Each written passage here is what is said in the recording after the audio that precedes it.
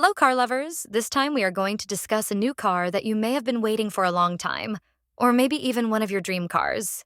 So, without further ado, let's see what's new about this car. The small SUV field is very busy, but nearly every contender in the class forces some level of compromise, whether that's in terms of space, performance, or efficiency. With the Renault Captur, those compromises aren't as great as they are for many of its rivals. And when you add in a super competitive pricing strategy, it deserves to clean up the sector. Just like the Clio supermini, it feels upmarket inside. The tech is great to use and the performance is good enough while delivering great efficiency in everyday driving. Renault is busy with new model launches in 2024. Cars such as the Rafale, Symbioz, and revived Scenic have already made an impression, while the hotly anticipated 5 supermini and 4 crossover are coming later in the year. But Renault hasn't forgotten its core lineup, and the Captur small SUV has been given the facelift treatment. The updates are clear to see, with a new face for the car that has a more rugged appearance and brings it into line with the wave of new models. There's the latest Renault logo on the nose, while the plastic trim across the front, the air intakes are set below in the front bumper, radiates out from the badge to the slender LED headlights. There are updated taillights, also LED, while the new top-spec Esprit Alpine trim level introduces 19-inch wheels to the range for the first time. Inside, the Captur has been given an even more thorough overhaul. All models are now fitted with the 10.4-inch portrait touchscreen that features Renault's Google-powered infotainment system, and higher-spec cars come with Google Maps for navigation and a range of connected services. The system is the same as that found on the Clio. After all, the Captur shares the same platform and tech as the supermini. And the system is pretty easy to use. There are more than 50 voice commands on offer, while a wide range of apps are compatible with the system too. One welcome addition as part of the Captur's update is a bank of toggle switches that sit below the main screen.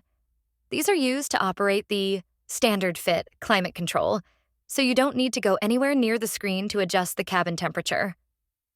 It's not bad.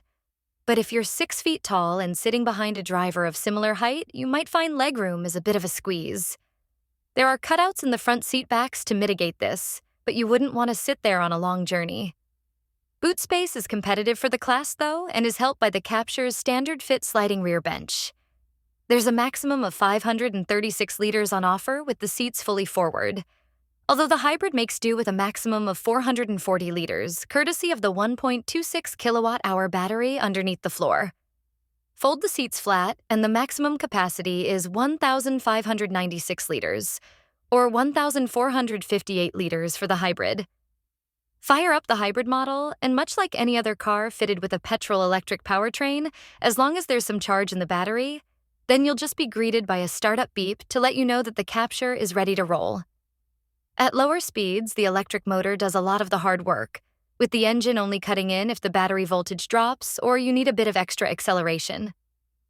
In fact, it's the electric side of the powertrain that provides the best response, with the car's 205 Newton-meters of torque generated by the electric motor on its own.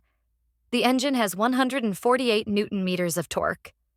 Renault estimates that the electric side of the Captur's hybrid system will power the car for around 80% of the time in urban driving, and from our experience, that doesn't seem far from the mark.